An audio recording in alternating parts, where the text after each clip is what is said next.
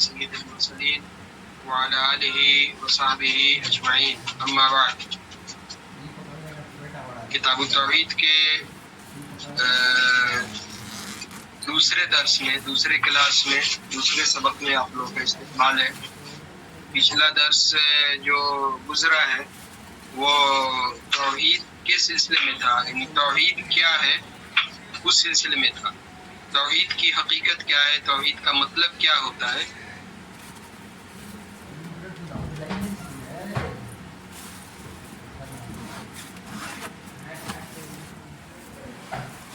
توحید کی عظمت کیا ہے، توحید کی فضیلت کیا ہے، اس سلسلے میں آج کا یہ کلاس ہے۔ پہلا کلاس شروع کرنے سے پہلے ہی کچھ بات ضروری تھی جو آنی چاہیے تھی، میرے ذہن میں وہ بات تھی لیکن نہیں آ سکی۔ آج اس کی طرف تھوڑا سا اشارہ کر دینا ضروری ہے۔ ویسے تو یہ جو بھی کتاب ہے، توحید کی کتاب کے سلسلے کی یہ چھٹی کتاب ہے، سب توحیدی کے سلسلے میں ہے، تو توحید کے بارے میں باتیں آ رہی ہیں، تو یہاں وہاں سے جو بھی ہے توحید کے بارے میں جو بات آتی ہے وہ کہیں اگر کمی ہے تو اس سے دوسری بات پوری ہو جاتی ہے۔ ایک بات بہت ضروری تھی، وہ یہ بات آنی چاہیے کہ توحید کی کتنی قسمیں ہیں، اور توحید کی جو ضد ہے، اس کا جو اپوزٹ ہے، اس کے برعکس شرک ہے۔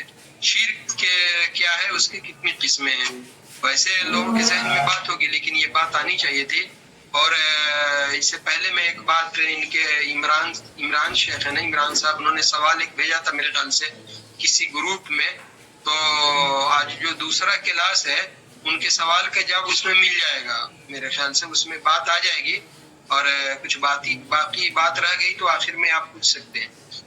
توحید کا جو مطلب ہے وہ یہ ہے کہ اللہ تعالیٰ کی جو وحدہ لا شریک ہے، اللہ تعالیٰ تنہا ہے، اس کا کوئی شریک اور ساجی نہیں ہے، صرف اسی کی عبادت کرنا، خالص اسی کی عبادت کرنا، اس کی عبادت میں، اس کی بندگی میں، اس کی عبودیت میں کسی کو شریک، ساجی اور پارٹنر نہیں بنانا، یہ توحید ہے، یعنی سادہ انداز میں۔ اور توحید کی تین قسمیں ہیں، تین طرح کی توحید ہے، اور یہ جو قرآن مجید پہ غور کرنے سے جو بات معلوم ہوتی ہے وہ یہ ہے کہ توحید کی تین قسمیں ہو سکتی ہیں، اور تین قسموں میں اسے بیان کیا جاتا ہے۔ پہلی قسم جو ہے اس کو توحید ربوبیت سمجھے، جو رب کے تعلق سے ہے، یعنی اللہ تعالیٰ رب ہے، اللہ تعالیٰ جو ہے خالق ہے، پیدا کرنے والا ہے، اللہ تعالیٰ موت دیتا ہے، موت زندگی دینے والا ہے، زندگی اور موت اللہ تعالیٰ کے ہاتھ میں ہے۔ اللہ تعالیٰ کی پورے کائنات، زمین اور آسمان، بارش، ہر چیز کی تدبیر جو اللہ تعالیٰ ہی کرتا ہے، اللہ تعالیٰ کارساز ہے، اور روزی کا مالک، ان تمام چیزوں کا جو مالک ہے وہ اللہ تعالیٰ ہے۔ تو یہ ربوبیت، رب سے متعلق جو توحید ہے، اس کے ضمن میں یہ بات آتی ہے، آسمانوں اور زمین کا جو خالق ہے، اس کو بنانے والا ہے، وہ اللہ تعالیٰ ہے۔ اور دوسری جو قسم آتی ہے وہ توحید، جس کو توحید اسما اور صفات بولتے ہیں۔ اسما یعنی اسم، اللہ تعالیٰ کے جو نام ہیں، اور اللہ تعالیٰ کے جو صفات ہیں، اللہ تعالیٰ کے جو اسماء حسنہ ہیں، اچھے خوبصورت جو نام ہیں، تو وہی اسماء اور صفات انہیں بولتے ہیں۔ اللہ تعالیٰ کے جو صفات ہیں، اللہ تعالیٰ رحمان ہے، رحیم ہے، غفور ہے، عزیز ہے، قہار ہے، جبار ہے، علیم ہے، سمیع ہے، یعنی دیکھ جاننے والا ہے، سننے والا ہے۔ تو یہ اسماء اور صفات سے وہی نام ہے، اچھے نام ہیں، خوبصورت نام ہے، اسماء حسنہ ہے۔ تو یہ اس کو جو ہے اسماء اور صفات کی توحید بولتے ہیں۔ اور تیسری چیز جو توحید، جس کو عبادت کی یا عبودیت کی یا بندگی کی یا الوہیت کی، الگ الگ الفاظ ہیں، تو اس کو توحید عبادت، توحید عبودیت بولتے ہیں۔ عربی کے یہ سب الفاظ ہیں۔ تو یعنی بندگی کی توحید، جو عبادت اور عبودیت کے تعلق سے اس کی جتنی بھی قسمیں ہیں وہ صرف اللہ تعالیٰ کے لیے ہی خاص ہیں۔ تو یہ توحید کی تین قسمیں ہیں، اور اس کی جو ضد ہے وہ، یعنی اس کے ضد مطلب اس کا جو اپوزٹ، اس کا جو الٹا ہے، تو وہ توحید کا الٹا شرک ہے۔ شرک کا مطلب یہ ہے کہ اللہ تعالیٰ کی ربوبیت میں، اللہ تعالیٰ کی عبادت میں، اللہ تعالیٰ کے اسماء و صفات میں دوسرے کو شریک بنانا، ساجی بنانا، پارٹنر بنانا، یہ شرک ہے۔ اور شرک کی بھی 3 قسمیں ہیں، تینوں جس طرح توحید کی قسمیں ہیں اسی طرح سے شرک کی بھی قسمیں ہیں۔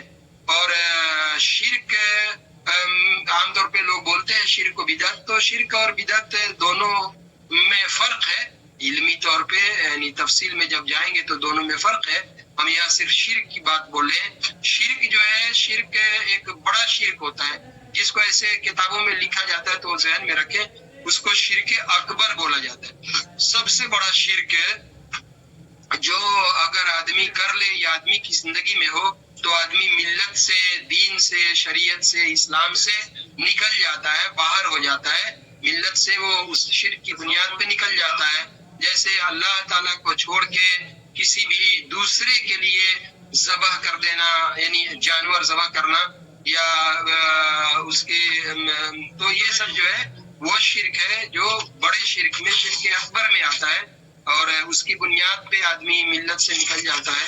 اور دوسرا جو شرک ہے اس کو یعنی اس کے بعد کا یعنی چھوٹا شرک، جس کو شرک اصغر بولا جاتا ہے، جس کے فرق دونوں میں یہ ہے کہ چھوٹے شرک کی بنیاد پہ آدمی ملت سے، دین سے نکلتا تو نہیں ہے، لیکن شریعت میں اسے شرک کہا گیا ہے اور وہ بڑے شرک جانے کا ذریعہ بن سکتا ہے۔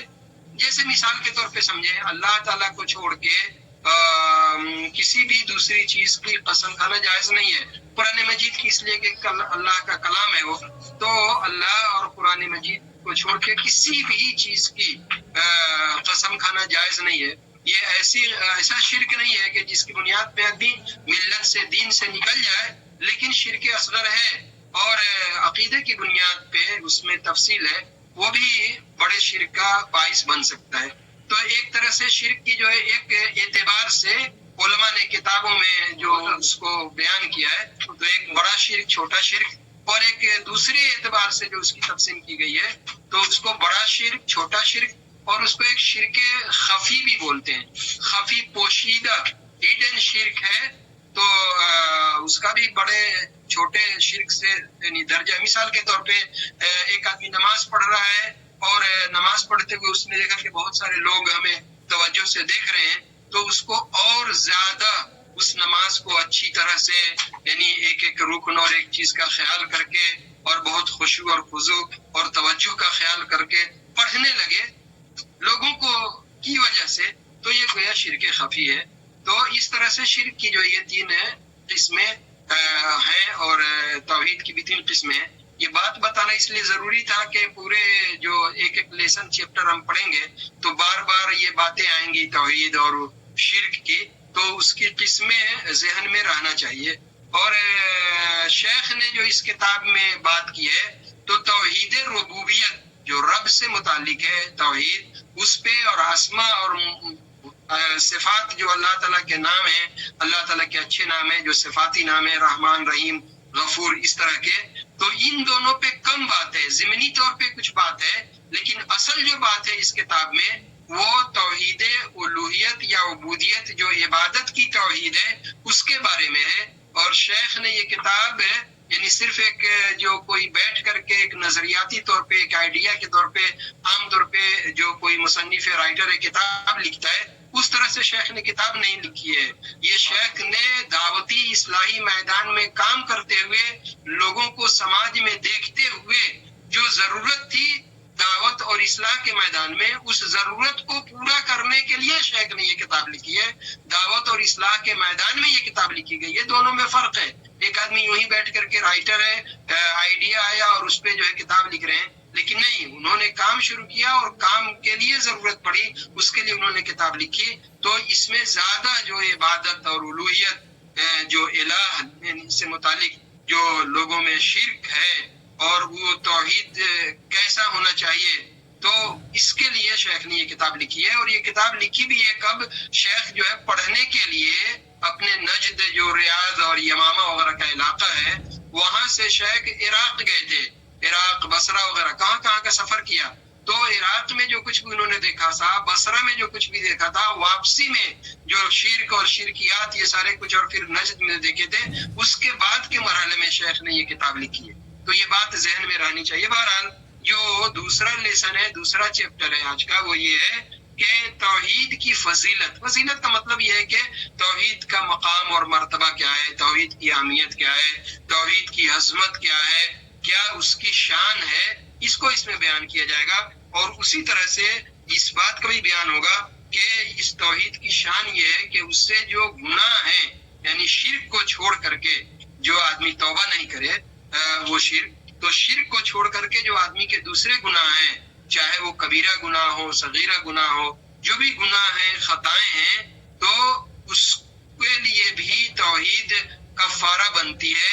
یعنی اس گناہوں کی معافی ہو جاتی ہے اللہ کی طرف سے اس توحید کی بنیاد پہ. تو یہ توحید کی اہمیت ہے، اس میں بیان کیا جا رہا ہے. اس سلسلے میں پہلی آیت جو شیخ لائے، وہ یہ آیت اصل میں سورہ یہ ابراہیم علیہ السلام کا جو پورا واقعہ ہے، اپنی قوم سے جو ان کا مکالمہ ہوتا ہے، یعنی ڈائیلاگ ڈسکشن ہو رہا ہے، وہ توحید کی طرف بلاتے ہیں، وہ لوگ شرک میں رہتے ہیں، اور ابراہیم علیہ السلام کو وہ ڈراتے ہیں. وہ بولتے اپنے معبود سے بولتے ہیں کہ تم لوگ شرک کر رہے ہو تو نہیں ڈرتے ہو، اور میں توحید کے راستے پہ ہوں، اللہ کے راستے پہ ہوں، تو میں بھلا کیسے ڈر جاؤں گا. یہ پورا یعنی پس منظر ہے جہاں پہ اس آیت کا بیان ہے.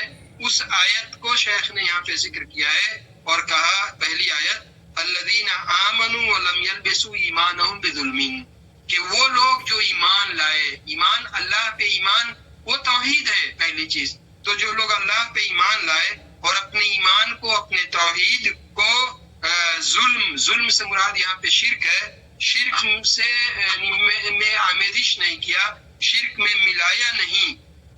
ظلم سے مراد یہاں پہ شرک اس لیے ہے کہ دوسری جو سورہ لقمان ہے، وہاں پہ وہ لقمان علیہ السلام اپنے بیٹے کو وصیت کر رہے ہیں، نصیحت کر رہے ہیں، سمجھا رہے ہیں. تو وہاں پہ کہہ رہے ہیں کہ یا بنی لا تشرک باللہ، پیارے بیٹے دیکھو اللہ کے ساتھ شرک کبھی نہیں کرنا.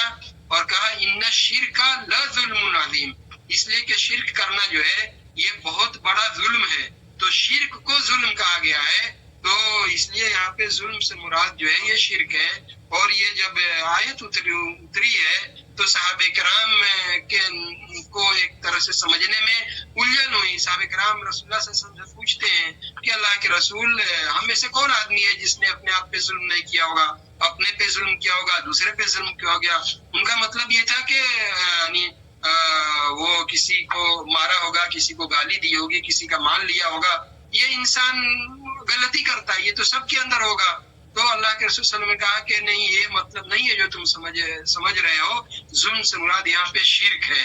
تو بہرحال ظلم ہے ہی ایک بہت بڑا گناہ، اور اس میں سب سے بڑا جو گناہ ہے وہ شرک ہے. تو ظلم سے مراد یہاں پہ شرک ہے. کہا کہ وہ لوگ جو اللہ پہ ایمان لائے، یعنی توحید، اور جنہوں نے اپنے توحید میں کوئی ملاوٹ نہیں کی، اولئک لہم الامن، ان کے لیے امن ہے، سلامتی ہے آخرت میں، ٹھیک ہے. وہم مہتدون، اور دنیا میں وہی لوگ صراط مستقیم پہ ہیں، وہی لوگ ہدایت کے راستے پہ ہیں. تو ان کے لیے امن ہے، یعنی شرک نہیں ہے، اور ایمان میں اور توحید میں شرک کی ملاوٹ نہیں کی. تو گویا کہ وہ پورے طور پہ اللہ کے ہاں وہ سلامتی میں ہے. دنیا میں بھی ان کو امن ہے، امان ہے، سلامتی ہے. اور یہ لوگ جو ہے ہدایت یافتہ ہیں، یا ہدایت کے راستے پہ ہیں، صراط مستقیم پہ ہیں. تو اس سے یعنی یہ آیت لانے کا مقصد یہ ہے کہ توحید کی جو عظمت ہے، اس کی جو اہمیت ہے، وہ اس سے واضح ہوتی ہے کہ توحید والوں کے لیے ہی امن ہے اور سلامتی ہے، اور انہی لوگوں کے لیے اللہ کی طرف سے یہ ضمانت ہے کہ وہ صراط مستقیم پہ ہے. تو توحید کی اہمیت یہاں پہ سمجھ میں آتی ہے. اسی طرح سے اب اس کے بعد جو ہے وہ ایک حدیث لائے ہیں جس کے راوی عبادہ بن صامت رضی اللہ تعالیٰ عنہ ہیں. کہتے ہیں کہ رسول اللہ صلی اللہ علیہ وسلم نے فرمایا من شہد اللہ الہ الا اللہ وحدہ لا شریک لہ، جس نے شہادت دی اس بات کی گواہی دی، اقرار کیا اس بات کا، اس کو مان لیا کہ کوئی بھی برحق معبود نہیں ہے، کوئی بھی الہ نہیں ہے، حق برحق صحیح سچا کوئی بھی معبود نہیں ہے سوائے ایک اللہ کے، جو اللہ جو ہے تن تنہا ہے، وحدہ ہے لا شریک لہ، اس کا کوئی ساجی نہیں ہے، کوئی شریک نہیں ہے۔ لا الہ الا اللہ کی تشریح میں، اس کی تفسیر میں جو پہلی کتابیں بہت آئی ہیں تو اس میں یہ بات بار بار آئی ہے۔ بہرحال یہ ہے کہ لا الہ کا مطلب یہ ہوتا ہے کہ اللہ تعالیٰ کو چھوڑ کر کے دوسرا کوئی بھی عبادت کے لائق نہیں ہے، یہ عبادت کا مطلب اس کے اندر ہے۔ اور جو اللہ وحدہ ہے لا شریک لہ ہے، اور اس کے اندر یہ لا الہ کا مطلب نہیں ہے کہ اللہ تعالیٰ ہی رب ہے اور اللہ تعالیٰ ہی خالق ہے اور اللہ تعالیٰ ہی پیدا کرنے والا ہے، اللہ تعالیٰ ہی دنیا کو بنانے والا ہے۔ لوگ لا الہ الا اللہ کا یہ مطلب بیان کرتے ہیں، نہیں، یہ توحید ہے عبادت کی، الوہیت کی، اس کے اندر یعنی اللہ تعالیٰ کو چھوڑ کر کے دوسرا کوئی بھی برحق معبود نہیں ہے، عبادت کے لائق نہیں ہے۔ تو اس حدیث میں بتایا گیا کہ جو اس کی گواہی دیتا ہے یعنی اللہ وحدہ لا شریک لہ کی، اور دوسری گواہی کیا ہے اس کے ساتھ کہ وَأَنَّ مُحَمَّدًا عَبْدُهُ وَرَسُولُهُ، کہ محمد صلی اللہ علیہ وسلم اللہ کے بندے ہیں اور اس کے رسول ہیں، اس کی گواہی دیتا ہے۔ یعنی اس کا نتیجہ کیا ہوگا وہ بات آ رہی ہے۔ اور جو اس بات کی گواہی دیتا ہے کہ عیسیٰ جو ہے، عیسیٰ علیہ السلام اللہ کے بندہ اور اللہ کے رسول ہیں، اس طرح سے، اور اس بات کی گواہی دیتا ہے کہ عیسیٰ علیہ السلام اللہ کا کلمہ ہے، اللہ کا حکم ہے، اللہ کی بات ہے، جو اللہ نے مریم علیہ السلام کے اندر جو ہے پھونک دیا جبرائیل علیہ السلام کے ذریعے، جبرائیل علیہ السلام کو اللہ تعالیٰ نے وہ روح دے کر کے بھیجا، اور مریم علیہ السلام جو پورے چادر وہ پہنی تھی تو اس چادر کے اندر جبرائیل علیہ السلام نے وہ پھونک مارا تو اللہ تعالیٰ نے عیسیٰ علیہ السلام کو مریم علیہ السلام سے اس ذریعے یعنی بغیر وہ باپ کے پیدا کیا عیسیٰ علیہ السلام کو۔ تو جو آدمی اس بات کی گواہی دے، اور اس کے ثبوت میں بہت ساری حدیثیں ہیں، ظاہر ہے کہ جب اس پہ مستقل اسی کے بعد ہوگی تو تفصیل زیادہ ہوگی۔ تو اس میں یہ ہے کہ اللہ کا کلام، اللہ کا حکم، اللہ کا کلمہ ہے جو اللہ نے اس کے ذریعے جبریل علیہ السلام کو بھیجا، اور مریم علیہ السلام کے جسم میں وہ پھونک مارا اور اس سے عیسیٰ علیہ السلام پیدا ہوئے، جو اس بات کی گواہی دے۔ اور اسی طرح سے اس بات کی بھی گواہی دے کہ الجنت حق والنار حق، جنت بھی حق ہے، جنت کو بھی اللہ تعالیٰ نے تیار کر کے رکھا ہے، موجود ہے، اور اسی طرح سے جہنم بھی یہ موجود ہے، وہ عالم غیب میں ہے، ہم نہیں دیکھ رہے ہیں۔ تو جنت بھی حق ہے اور جہنم بھی حق ہے۔ ان چیزوں کی گواہی دے، جو باتیں رسول اللہ صلی اللہ علیہ وسلم کے بارے میں اور عیسیٰ علیہ السلام کے بارے میں، اور عیسیٰ علیہ السلام کو کیسے پیدا کیا اس کے بارے میں، جنت کے بارے میں، جہنم کے بارے میں، ان سب کی گواہی دے تو اس کا بدلہ، اس کا نتیجہ کیا ہوگا؟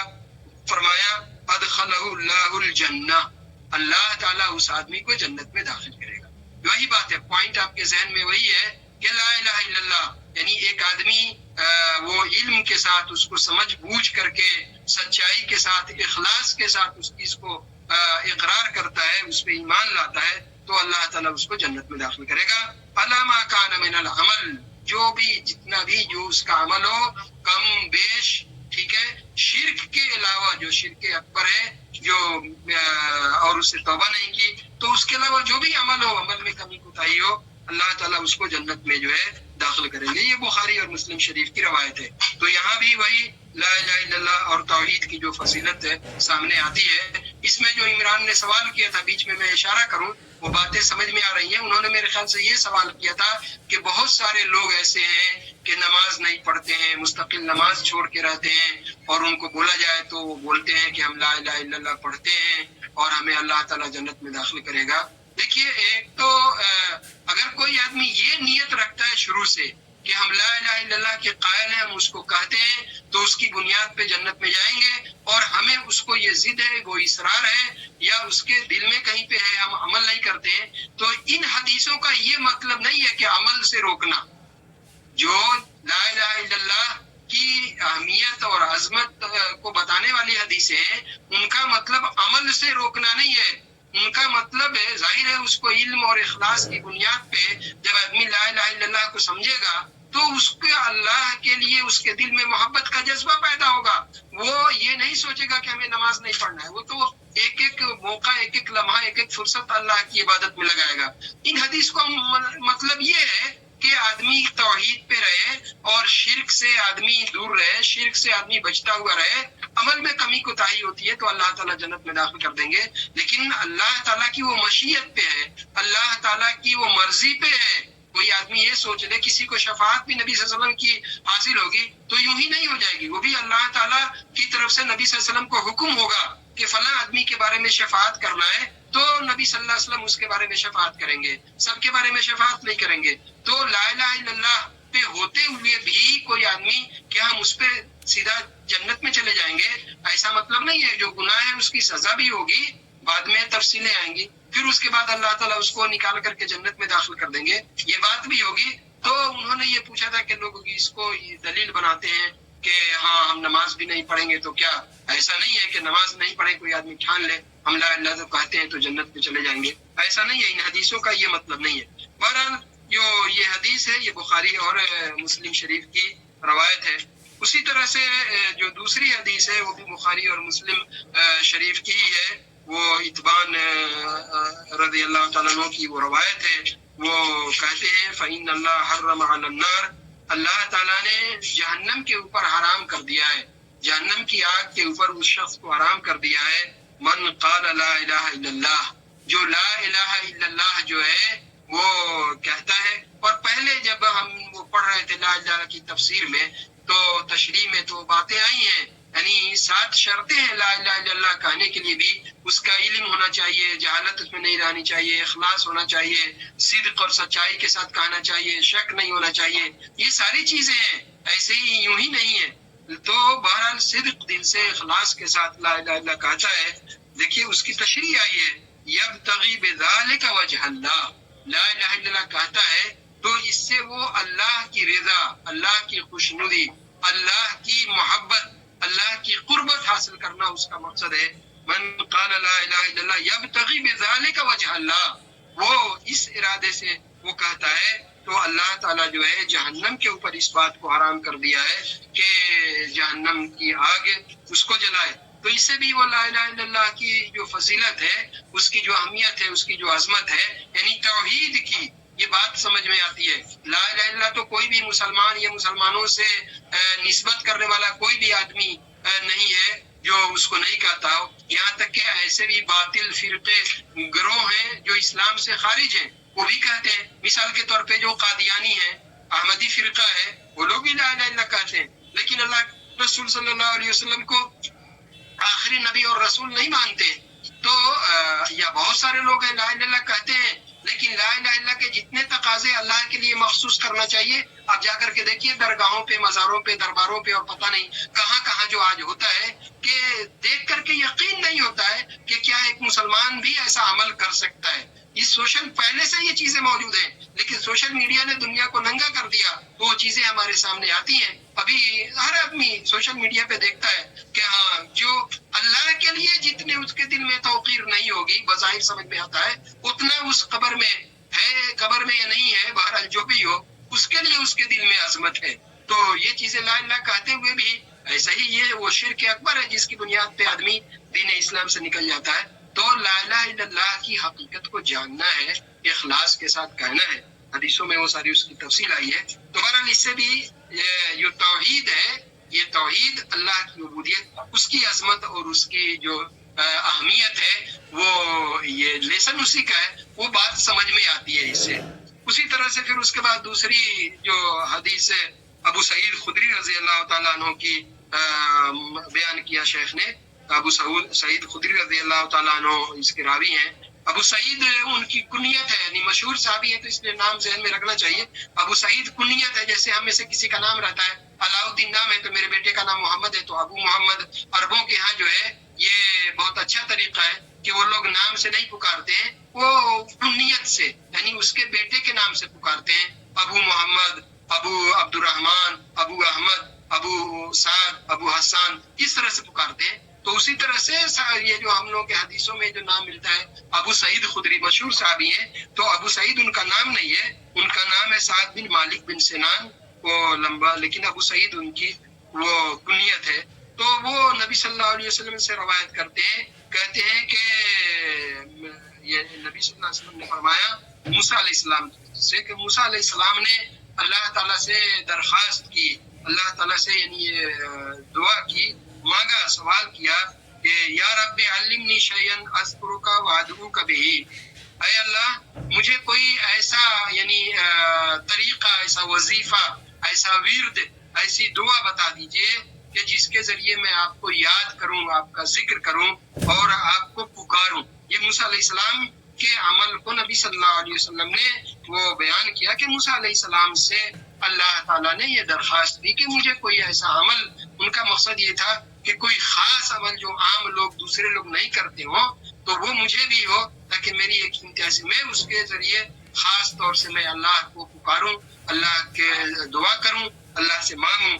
تو اللہ تعالیٰ نے فرمایا کیا، تو اے موسیٰ لا الہ الا اللہ کہا کرو، لا الہ الا اللہ کہا کرو. موسیٰ علیہ السلام نے کہا کہ اے رب یہ تو آپ کے سارے بندے ہی یہ کہتے ہیں، جو بھی مومن ہیں وہ تو سارے ہی لا الہ الا اللہ کہتے ہیں، تو اس میں کون سی خصوصیت رہ گئی ہمارے لیے؟ وہ تو کچھ خاص مخصوص دعا اپنے لیے مانگ رہے تھے، تو اس کے لیے ہمارے لیے کون سی خصوصیت رہ گئی لا الہ الا اللہ، لا الہ الا اللہ کہنا ہے. اس لیے حدیث میں، دوسری حدیثوں میں ہے کہ ایمان کے یعنی 70 اور اس سے زیادہ یعنی اس کے برانچ ہے، اس کی شاخیں ہیں، اس کے درجے ہیں، جس میں سب سے جو اونچا درجہ ہے وہ لا الہ الا اللہ کا ہے.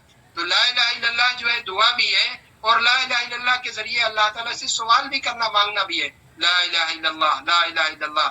تو یہ، اور اس لیے دیکھتے ہیں عرفات کے میدان میں جو حاجی ہوتے ہیں، تو عرفات کی جو یعنی سب سے اہم جو اس دن کی دعا ہے وہ یہی ہے. نبی صلی اللہ علیہ وسلم نے سکھایا کہ عرفات کے میدان کی جو سب سے یعنی تمام ہم سے پہلے جو نبیوں کی یہ دعا ہے وہ یہی ہے کہ لا الہ الا اللہ وحدہ لا شریک لہ.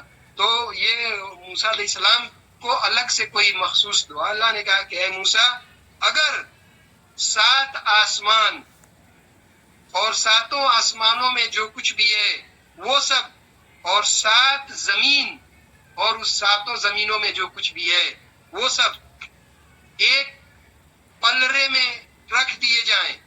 اب 7 آسمان کا اندازہ لگائیے، اور 7 آسمان کے درمیان کیا ہے ان سب کا اندازہ لگائیے، اور 7 زمین ان کا اندازہ لگائیے، ان کو ایک پلڑے میں رکھ دیا جائے، اور لا الہ الا اللہ کو ایک پلڑے میں رکھ دیا جائے، تو لا الہ الا اللہ کا جو پلڑا ہوگا وہ جھک جائے گا، وہ وزنی ہو جائے گا. تو اس کی کتنی عظمت ہے لا الہ الا اللہ. لیکن ہاں یہ ہے کہ لا الہ الا اللہ کو سمجھنا ہے، سمجھ کر کے اس کی عظمت کو جاننا ہے. صرف یہ زبان سے دہرانا نہیں ہے کہ یوں ہی جو ہے رٹ رہے نہیں. اس لیے اس کا علم، اس کا اخلاص، وہ ساری چیزیں جو حدیثوں میں بتائی گئی ہیں وہ ہونا ہے. تو پتہ یہ چلا اس میں کہ آسمان بھی ساتھ ہیں، قرآن مجید میں بھی وہ اس کی تفصیل آئی ہے، اور زمین بھی ساتھ ہے، اس کے بارے میں دوسری حدیثیں بھی آئی ہیں. تو زمین بھی ساتھ ہے. ابھی 1-2 دن پہلے کہیں دیکھ رہا تھا، کوئی بول رہا تھا کہ سائنس نے اس بات کو نہیں پروف کیا کہ آسمان ساتھ ہیں، زمین ساتھ ہے. آج نہیں پروف کیا تو کل پروف کر لے گا. سائنس اس سے پہلے بہت سال پہلے وہاں نہیں پہنچا تھا، تو کل جا کر کے پہنچ جائے گا. سائنس کا وہ ایک لمیٹیشن ہے، اللہ کا یہ علم ہے، اللہ نے یہ بتایا ہے کہ آسمان ساتھ ہیں. ابھی تو پہلے ہی آسمان تک جو ہے سائنس نہیں پہنچ سکا. ابھی تو 7 آسمان کیا ہے، تو کیا وہ سائنس کے بس میں بھی ہے کہ وہاں پہنچے نہیں یا پہنچے. تو بہرحال جس طرح سے 7 آسمان ہے، 7 زمین بھی ہے، ان کو ایک پلڑے میں ترازو میزان لیجئے، ایک پلڑے میں رکھ دیجئے، اور لا الہ الا اللہ کو ایک پلڑے میں رکھ دیجئے، تو لا الہ الا اللہ والا پلڑا جو ہے جھک جائے گا.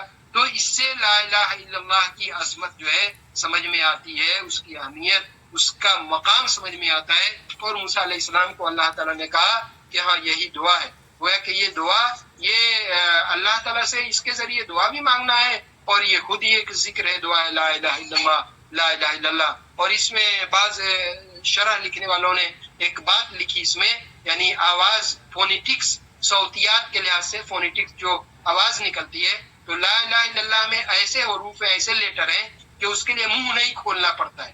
یعنی آپ اگر منہ بند کر کے بولیں پڑھیں تو بغیر منہ کھولے ہوئے بھی لا الہ الا اللہ پڑھ سکتے ہیں. تو گویا یہ اس کا ایک یہ بھی پہلو ہے.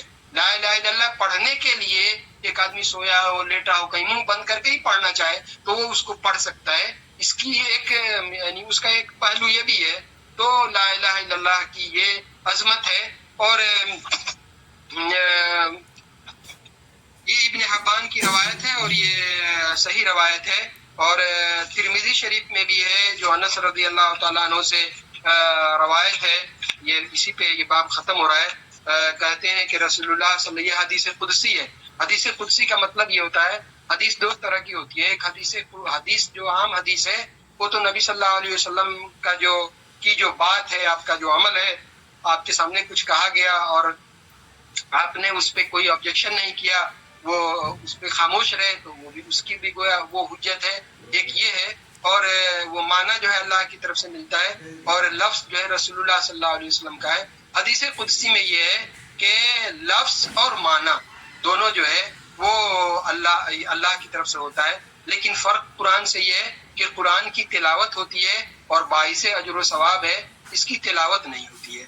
تو بہرحال رسول اللہ صلی اللہ علیہ وسلم فرماتے ہوئے سنا کہ اللہ تعالیٰ نے فرمایا، یہ ابن آدم، لمبی حدیث ہے، یہاں پہ جو ٹاپک سے جتنا تعلق ہے اسی کو ذکر کیا انہوں نے. شیخ نے کہا کہ اے ابن آدم، اگر تم زمین کے برابر گناہ غلطی لے کر کے آؤ، زمین ساتوں زمین اس میں شامل کر لیجئے، اس کے برابر گناہ لے کر کے آؤ اور پھر میرے پاس تم آؤ، مجھ سے ملو، اس حال میں کہ میرے ساتھ شرک نہیں کیا ہے، شرک سے خالی ہو کر کے آؤ، تو ہم جو ہے اس زمین کے برابر تمہاری ہم جو ہے معافی دیں گے، مغفرت دیں گے، معاف کر دیں گے. تو اس سے بھی جو لا الہ الا اللہ ہے اس کی عظمت اور اس کی اہمیت جو ہے وہ سمجھ میں آتی ہے. اور اسی سے وہ جو یہ چیپٹر ہے وہ یہ ہے کہ جو توحید ہے اس کی عظمت کیا ہے. اور توحید کا مطلب صرف اللہ کو ایک ماننا نہیں، بلکہ اللہ تعالی کے لیے تمام عبادتوں کو مخصوص کرنا، عبادت کی جتنی بھی قسمیں، جتنی بھی شکلیں ہو سکتی ہیں، سب کو اللہ تعالیٰ کے لیے مخصوص کرنا، اللہ تعالیٰ ہی سے مانگنا، یہ عبادت ہے. تو توحید کی عظمت یہاں پہ سمجھ میں آتی ہے. اور وہ جیسا انہوں نے سوال کیا تھا کہ وہ توحید ایسا صرف کہیں گے عمل نہیں کریں گے، تو نہیں، اس کی جو تفصیل ہے وہ یہی ہے کہ آدمی جب اس کے علم اور اس کے شعور اور اس کی صرف دلی اور اخلاص اور اس چیز کو جب سمجھے گا تو اس آدمی کو اللہ کی محبت کا جذبہ بہت زیادہ پیدا ہوگا. وہ بے عمل تو نہیں ہو سکتا ہے. ہاں، جس کو بالکل نہیں سمجھتا ہو تو ظاہر ہے وہ بے عملی اور بد عملی کا شکار ہوگا. تو بہرحال یہ توحید کی یہ جو لیسن تھا توحید کی عظمت اور اہمیت کے سلسلے میں، یہ ایک باب ختم ہو گیا. میرا ایک مقصد یہ بھی ہے کہ مطلب جلدی یہ جو 56-57 میرے خیال سے چیپٹر ہیں تو اس پہ سب کی ایک نظر پڑ جائے، اپنے طور پہ بھی آپ پڑھیں، پھر اس کے بعد موقع ملے گا تو دوسرے طرح سے پھر اس کو پڑھیں گے. تو یہاں پہ یہ چیپٹر ختم ہو گیا. میرے خیال سے 4-5-6 منٹ تو ہے، اس میں آپ لوگ سوال کریں تو اچھا ہے. اس سے پہلے میں ایک بات صرف ایسے بولوں، شروع میں بولنے والا تھا. دیکھیں، یہ جو ہم علم حاصل کر رہے ہیں تو ایسا نہیں، یعنی میں بھی اسی جذبے سے جو تھوڑا ٹائم میں دے دیتا ہوں وہ اس لیے کہ یہ علم پڑھنا بھی اور پڑھانا بھی ایک عبادت ہے. میں اسی نیت سے یہ پڑھتا. تو جو لوگ بھی اس کو سنتے ہیں وہ لوگ بھی بہرحال بہت خوش نصیب ہیں کہ پڑھتے ہیں، ان کو ایک موقع مل رہا ہے کہ ہاں توحید سے متعلق جو ہے باتیں وہ سیکھ رہے ہیں. تو اس کو بھی اسی جذبے سے اس کو اگر آپ ٹائم لگاتے ہیں جس میں آپ کا نیٹ جاتا ہے، پیسہ جاتا ہے، ٹائم جاتا ہے، تو اسی جذبے سے سننا چاہیے. تو یہ فائدہ ہوگا. جو طالب علم ہیں، اسٹوڈنٹ ہیں، سیکھنے کے لیے دنیا میں تو بہت کچھ سیکھتے ہیں، لیکن اس کے سیکھنے کے کچھ آداب ہیں تو اس کو اسی جذبے سے، اسی اخلاص سے سیکھنا چاہیے. تو اس پہ اجر بھی ملے گا اور فائدہ بھی ہو. سوال وغیرہ ہے تو کچھ آپ لوگ کر سکتے ہیں. اگر کسی کے پاس سوال ہے تو آپ سوال کریں.